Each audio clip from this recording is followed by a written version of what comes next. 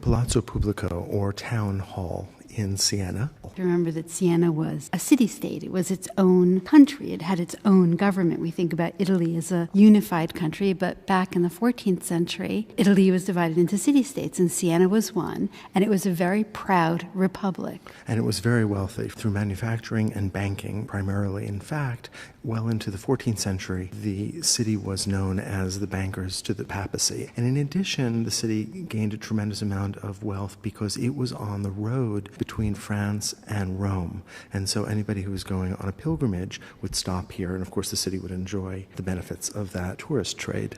There were two main centers of power in the commune that was Siena, and that was the church, and that's exemplified by the Duomo at the top of the hill, and then down here, just at the bottom of the field, or what is known as the Campo, sits the Palazzo Pubblico. And in one of the main meeting rooms where the rulers of the city, the 9, met, we have an extraordinary series of frescoes by Ambrogio Lorenzetti. And those are meant to remind the rulers of the city their responsibilities to be good and just. And the dangers of not doing so. Let's describe for a moment the room itself. On one wall, there is a set of windows, but on the other 3, major frescoes by Lorenzetti. Opposite the windows is the allegory of good government. To the right of that are the effects of good government in the city and the country, and then opposite that is what happens when tyrants take over. Oh, and it's ugly. Very bad.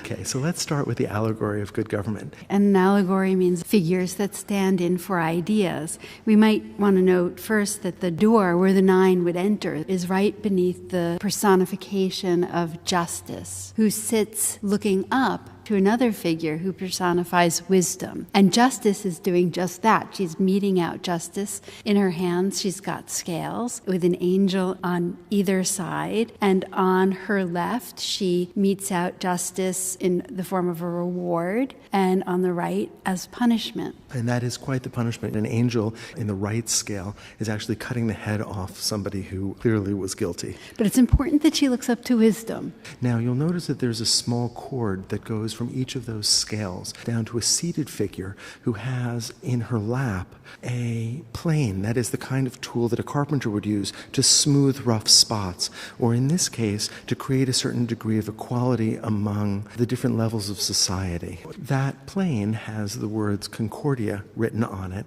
and it's just at about that point that those 2 cords from the angels in the scales come together and are handed to the figure in a blue robe. That cord then winds its way through all of the figures who are standing at the bottom, figures that are meant to represent the people of Siena, and they are all held in line, held in check by these cords that come from justice herself.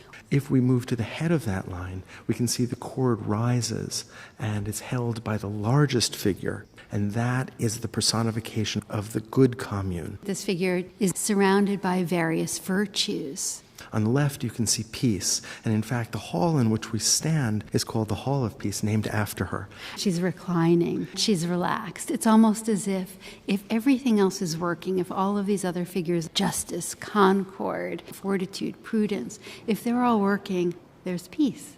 And there's nothing much for her to do. She relaxes, by the way, on a cushion, but if you look under the cushion, you can see black forms. That is meant to be armor, and originally it would have been silver, but it's oxidized over time. So she's taken off her armor, and she can now relax. So as you said, if all of these allegorical figures are doing their job, then the city is at peace and prosperity can reign. And there is a very clear image of that in the fresco on the right. And this is the effects of good government in the city and in the country. And we see the walls of the city of Siena. Now, we should caution that probably the first few feet on the left are a restoration and are not by Ambrogio. This is one of the most ambitious, perhaps the largest landscape and cityscape, certainly, that existed in the medieval. I can't even think of a Renaissance painting that is more ambitious than this. Well, and its subject is secular. It's not a biblical scene. And that's important at this time when the vast majority of art being made would have been biblical. So let's take a look at the cityscape. What we have is a place where commerce can flourish, where there is plenty, where there is no privation, where there is justice and art and culture. We have a kind of utopia. And it's remarkable because if you think about the history of paradise and the way that it's represented, paradise is always seen in nature. And yet here we have the earliest example that I can think of where paradise exists in an urban context. That is, where man is in control of his society and can actually produce, through careful governing, an environment where humanity can flourish. I love architecture, and it's pretty clear that Ambrogio loved architecture too. He did, and it's really packed with people, and it feels bustling and like a city where the citizens are engaged in commerce and are well-to-do. We see something that looks like a hosiery shop with people selling boots and socks. In the foreground, probably the largest group of figures are a group of women dancing in wonderfully elaborate costume. This is clearly symbolic. So this is likely some allegory about the peace and prosperity that comes from good government. What I love is the fact that the city is open to our gaze. You can look into all these shop windows. You can see a lecture, perhaps a school, with somebody at a lectern and students listening actively. And a place where you can buy ham and meat next door, too. There are people going about their daily activities. And if we look up, we can see faces in some of the windows. And my favorite passage, you can actually see construction workers who are actively building the city. I love this idea that the leaders of Siena would be able to look at this and see, if I do my job right, this is what my city will be. That was taken so seriously. You know, the 9 were only allowed to be in office for 2 months because there was such a fear of corruption. So every 2 months, each of the members of the city council would be exchanged for another member of the aristocracy. So let's look at the effect of good government in the countryside. This looks like the landscape around Siena. There's a real sense of the observation of the natural world, which is so unusual and new for this time. And if you look carefully, you can see some figures on horseback that are just leaving the city. These are obviously wealthy aristocracy. In fact, one holds a falcon. They're going out hunting. As you go a little further, you can see a peasant who is walking into the city with a pig, clearly bringing that pig to market. There are donkeys that are bringing grain from the fields. In the distance, there is a kind of combination of both the season of spring and the season of summer. We see both the sowing of the fields and harvesting going on. So when you're looking at the allegory of good government, to your right is the effects of good government in the country and the city.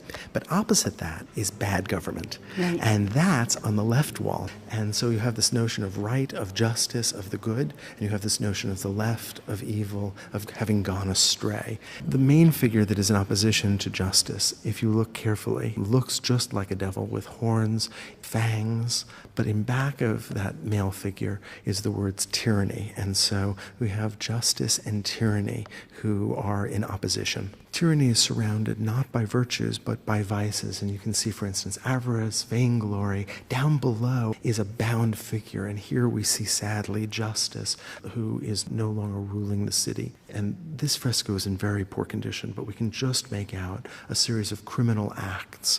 All of this is enclosed within an architecture that is the architecture of war. We can see a crenellated wall that speaks of defense and attack. Beyond the allegorical figures, we can see a city. But this is not a city that's still being built. This is a city that's being destroyed. The walls have holes, the windows have been broken, and there's a sense of fear among the citizenry. In fact, I see below a woman being carried off by 2 men in a very menacing scene, and below them a fallen, wounded figure. To the left of the city, we see fields, but these fields have been burned. We can see the flames of houses on fire, and it is a place of want, of neglect, and of fear. In fact, the word terror rides over the landscape. So this room becomes a very clear message, both a promise and a threat to the government of Siena. It is an extraordinary expression of the way in which morality can be portrayed in the most direct sense in the place that it's needed most. And what's really interesting to me is that when we walk to the center of this room and look through a doorway, we see Simone Martini's Maestà of the Virgin, based on Duccio's Maestà, which is in the cathedral. So the Virgin Mary, reigning Queen of Siena, taking her place beside the allegorical symbol of justice, both seated, both enthroned. And this idea that the Virgin favors Siena, and in favoring Siena has given it a republic that the government of Siena must now protect.